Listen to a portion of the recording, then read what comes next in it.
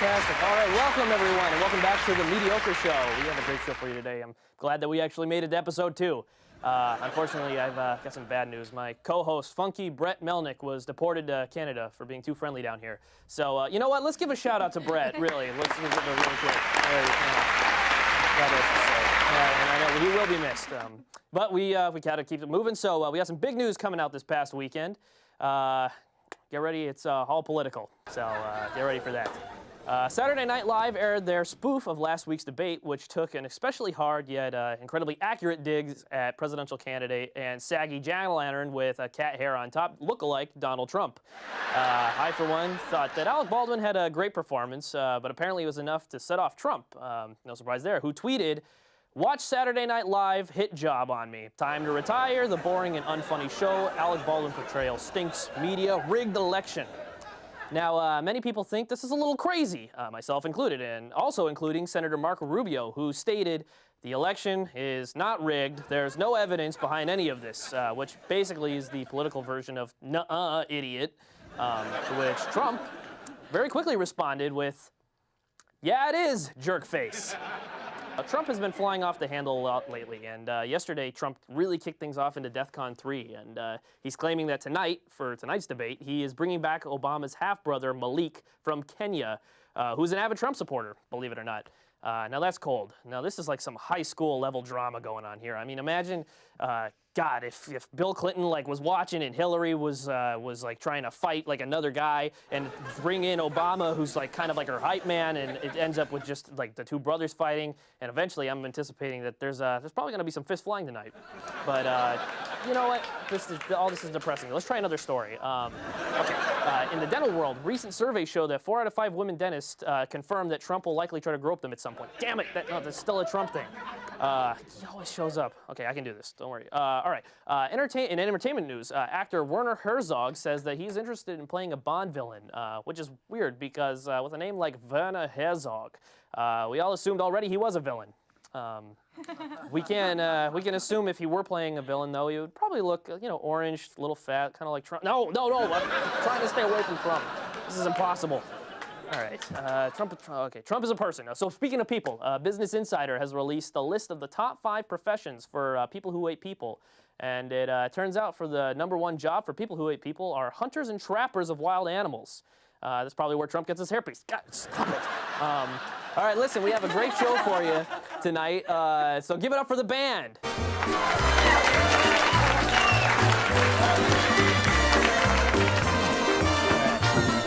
a lot. They sound terrific, don't they? Now, folks, we're at that point in the year where everyone is completely and totally over the flaming manure cart rolling down a hill into a children's hospital, also known as the presidential election. I'm sure many of you are just as fed up with hearing about how bad one person is over the other and who said what and blah, blah, blah, blah, blah, blah. But fear not, because famous people also feel the same way. Over the weekend, Nick Offerman responded to fans asking whether or not his fictional alter ego, Ron Swanson, would vote for Hillary or Trump. And apparently, Ron would reluctantly vote for Hillary over Trump, or he would just write in Merrill Haggard or Willie Nelson. I guess he's into those. But this just goes to show that the election sucks for even fictional people. And to be honest, I'm right there with you. My last glimmer of hope died when Bernie Sanders violently admitted defeat after 2 months of mathematical defeat. And I look back on the days when Jeb Bush was the go-to guy, and yes, he was a big mess, but he was our big mess. And the one last shred of hope I had left was when I fell in love with America's sweetheart, Ken Bone, only to be let down once again by finding out he's just a creepy married guy with a sweater. It's like finding out that Santa isn't real, but looks a lot like your mother's supervisor at work. Things are so bad that you may start to wonder, is there a better way? Now, while I joke around a lot, I'm still a journalist at my core, and it's my duty to remain politically unbiased. I can't just share my beliefs and throw them in everyone's face.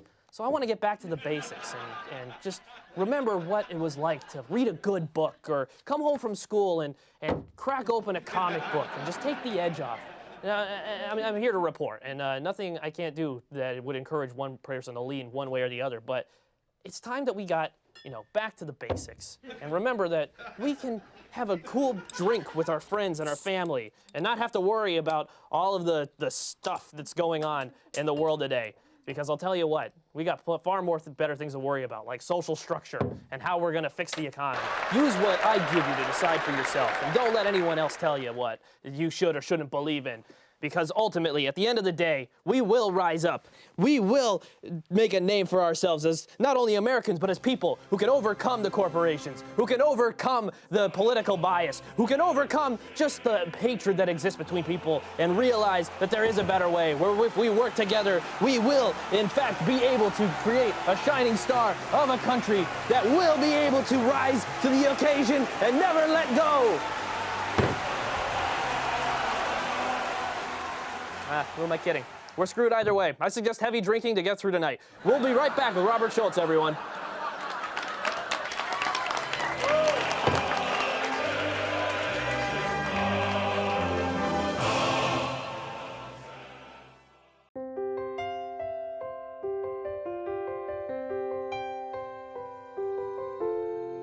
Stand up for what's right.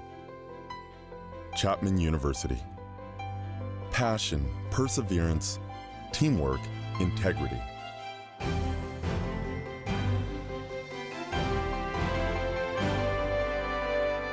Create value in the world. The School of Law at Chapman University. Follow your dreams. Chapman University. History, philosophy, peace studies, languages. Study abroad and explore the world. Become a global citizen.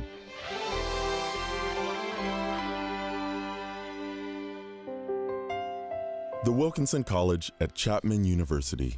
Invest your humanity. Lead.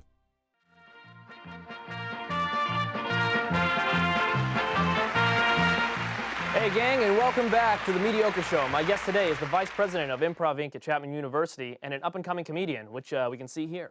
Do you wanna maybe play pretend in there with me? Oh God, my imagination's all but darkness. I'm really just in the mood to sit around and read the Bible backwards. Emotionally, I'm confused. All right, please welcome Robert Schultz, everyone. Robert, thanks for coming up. Thank you. Thank you very much. Oh, wow, you look Hey, great. there it is. Yeah. Oh, thanks. I feel good. What a lovely cup you have. Oh, thank you. You like it? The hammer and sickle of the Communist Party. Well, you know, you It's way better than their previous logo, which is just a frostbitten orphan holding up Anastasia's severed head. Yeah, I think that that one was probably in the reject pile for a good reason. Yeah. It was both tough to make and kind of tough for the soldiers to get revved about following a scene from Insidious 4 in the battle. Yeah, that would be hard to get behind. But It's a shame the empire collapsed. well, we're glad you're here with us today, and Yeah. you're glad that you're so funny. If only Anastasia could be with us. Yes. But she was butchered along with her family. Yeah. But we shouldn't talk we about should- that. no, It's no. a light show. You're a comedian, and you've Yeah. been a comedian for about 4 or 5 years now? Coming on 30 years. Coming on 3. 30 years. Oh, 3-0. Cool. Cool, right on. How did you end up getting into that field? Honestly, like it was, I watched the film Anastasia, the cartoon, and then I looked into the backstory, and I read about the destruction of the Romanov family, both from like the physical destruction and the ideological destruction that saw their empire fall. And there's only so many directions you can go. Yeah. You know, it's often thought that in historical context that Nicholas II, by not having a stronger grip on the empire, ultimately led to the downfall of the Russian Empire And itself. lest we forget that we learned in the animated movie, Rasputin also had control of demons. And I don't know where you stand, but I've always found that the winning side is generally the side that controls demons. So. Yes, just like every war that's ever happened, ever. Who could forget the famous image of George Washington crossing the mighty river with a winged demon on his shoulder, you know, signaling victory for the American Revolution. Famous picture, really Definitely. is. Yes. So, you're a funny guy, and a lot of times we don't have a lot of stand-up and kind of comedy on college campuses anymore because there's a kind of a revolution in the PC culture. And I was wondering what your thoughts on kind of the balance between comedy and the PC. When it comes to PC, I find that they're really just as open to comedy as Mac. And if you're gonna put it all together, you know, like I personally prefer PC because I like using the Paint application, which I can't use as much on the Macintosh. PC as in political correctness. You know, the concept of social justice. I think that PC's done a pretty good job of being politically correct. I mean, Bill Gates, he doesn't get in trouble. He's always on the straight and narrow. I mean, who knows what he's got locked away? He's a billionaire, so that's always kind of, you got to be like, he may not have killed someone, but he's definitely seen somebody die. And you know who isn't a billionaire is Bernie Sanders. Who's that? You're unfamiliar with Bernie? No. I'm all about the Green Party. Oh, you're into Jill Stein. Yeah, what do you like about Jill Stein? What I like about Jill Stein is that is the platform of environmentalism, because like Obama ran on hope and change and we can change it, and she runs on the sky is dissolving and it's all your fault and we can't fix it. Which if that doesn't rev up the Bible Belt, I don't know what will. No, the Bible Belt's a hard community to break into, but she is breaking through with the anti-vax and just exposing children to disease on their own without any sort of medical intervention. I wish we could save the children today, but you know what child I really want to save is the young 11-year-old Anastasia, who in the fall of St. Petersburg and the fall of the Romanov dynasty, wish we could have saved her. Did you do a lot of research into Anastasia, or is that just a personal pastime for you? You know what they say. If you got a bird in the hen, you got two in the oven. And I love to eat some chicken, but you know what? Cane's is overrated. I'm more of a Chick-fil-A guy. People lose their mind over Cane's, and I think Chick-fil-A is definitely the way to go. Oh, well, it's good that Cane's moved in then. And it's like, yeah, you can't think about like the belief system of like the people who run Chick-fil-A, but like when do you ever think about the belief system, you know? Yeah. I'm not going to McDonald's worrying about what they think. Do you think Chick-fil-A is brave for taking the stance that they do of like not working on Sundays? I think they're brave. I think they're brave to just blatantly call out the murder of cows on behalf of their competition. I think that's nope. Or is it chicken? It's eat more chicken. So here's the point. Yes. Anastasia is dead, and she's not coming back, no matter how much I wish she could. All right. Well, Robert, it's been a hoot and a half having you on the show. Oh, no. Well, we got you coming up here in just a second. Is there anything you want to promote for improv or your next time we can see you perform? Yeah, I'd love to promote. Is there like a camera? Is there a camera that I can kind of look into? Go right. No. Let's go right here. There we go. I'd love to promote the Blu-ray re-release of Anastasia, an animated film by 20th Century Fox. They brought me on to voice Robushku. He's the demon with the heart of gold. I'm not in many scenes, but the scenes I'm in, I make no impact on. All right, Robert. Well, that's all the time we have, but we're going to have you right back over here in a quick second. Thanks for coming on the show. And Thank you. We'll be right back. Stay tuned on The Mediocre Show. That was great.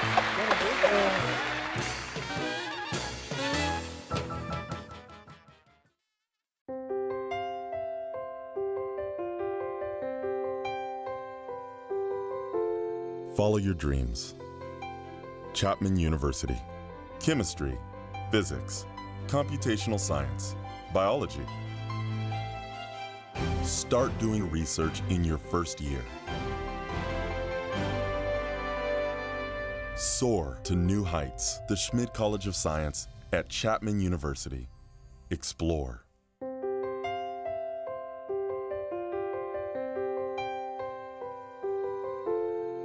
Stand up for what's right. Chapman University. Passion, perseverance, teamwork, integrity.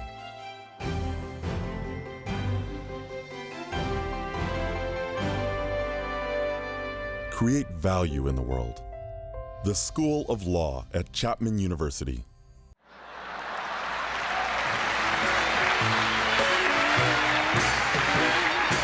Hello, everyone. Joining us again is comedian and Improv Inc. chairperson Robert Schultz, everyone. Oh, say, can you see by the dawn's early light what so proudly we hailed at the twilight's last gleaming, whose broad stripes and bright stars through the perilous fight o'er the ramparts we watched were so gallantly streaming, and the rocket's red glare, the bombs bursting in air, gave proof through the night that our flag was still there. Oh, say does that star-spangled banner yet wave o'er the land of the free and the home of the brave? Take that, Jane Fonda. You know what I feel bad for in the whole Colin Kaepernick situation is all the guys who have to tackle him. Because all of a sudden they're making political decisions while also trying to pretend the concussions aren't hurting their memories. So that's too bad. It's great to be here around a bunch of film students. Because I'm a business student. And what's great is business students are always looking for excuses to like business. And film students are always looking for reasons to hate movies, which is very weird. Like, you'll talk to a business student and, like, the chairman of Wells Fargo will pave a road using children's bone marrow, and they'll be like, yeah, he's diversifying his supply chain. And yet you ask anyone in the film school's opinion on any movie, and it's just building to the noise. Nyeh. Case in point. Hey, what'd you think of the new Batman? Well, Zack Snyder didn't listen to the comment and everything. It's like, okay, you hate your own job, so there you go. You've ruined your dream. Let me see. Did I already sing the Star-Spangled Banner? Nah, what are you going to do? A lot of people are making a big deal about the Colin Kaepernick. He's a backup now he's the starting quarterback for the 49ers, kneeled during the national anthem because of racism. And not going to give my take because I look like the kind of guy who tried to kill Jason Bourne. So that means that when people start talking about racism, my job is to go watch Django Unchained and pretend I'm helping. That's it. That's the only thing I should be allowed to do. Because really, like, a white person talking about racism is inherently wrong. It's like someone talking about Interstellar who's never seen Interstellar. It's like, yeah, you may have read a lot about it online, but unless you're in the theater, you don't even know what it feels like to have Matthew McConaughey scream the N-word over and over again. That may not be in the movie, but I haven't seen Interstellar. And you see how wrong I just was? You see how wrong I am? I saw this Facebook post from, I'll pretend it's someone I don't know that well, but it's actually someone I used to know pretty well. And they said that it was like I guess not a meme, but it basically had a caption that read, how come African-American pride is okay and Latino pride is okay, but white pride isn't okay? I'll take this one, because white people have nothing to be proud of ever, at all, no matter what. And everything that white people are proud of is just stuff that other races have done and we've just decided to take credit for. Lacrosse, rock and roll, Vin Diesel, maybe. I don't really know where he stands on the spectrum, but I don't know. We claimed him. And it's just not fair. Tell you what really gets the short end of the stick is Native Americans. Really, nobody tends to talk about them, and we just pretend it's thanks for the woo, camera person. That's really professional. Unless you are Native American, in which case I'm so sorry for everything.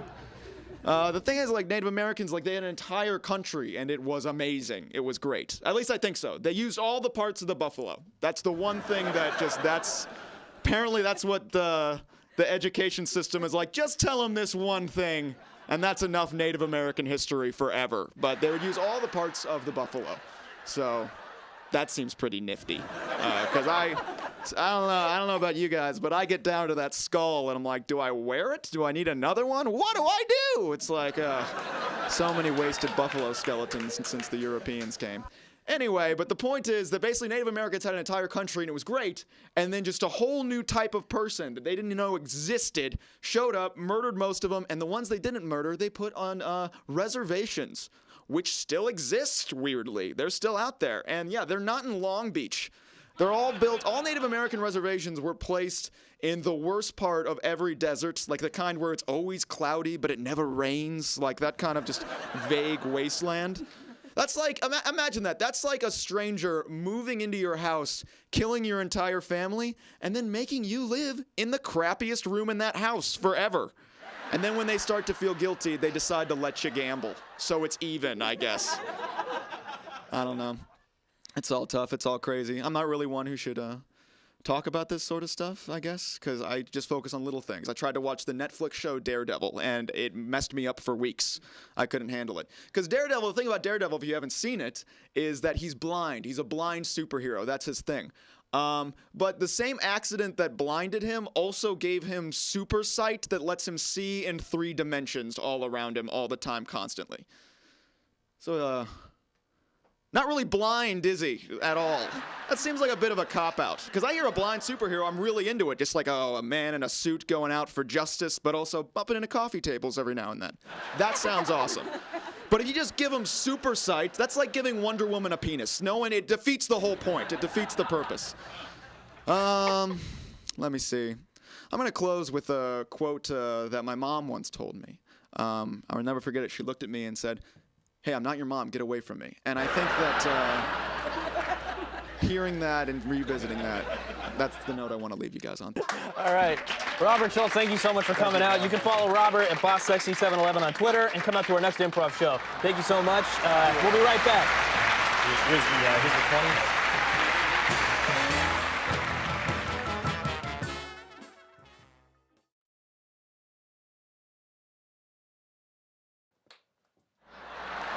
All right, everyone, thank you so much for joining us on the Mediocre Show today. We've had a great series of guests. Robert Schultz, give another round of applause for him. We'll be right back next week, maybe. We don't know when our next show is going to be. Thank you, everyone, and have a great night.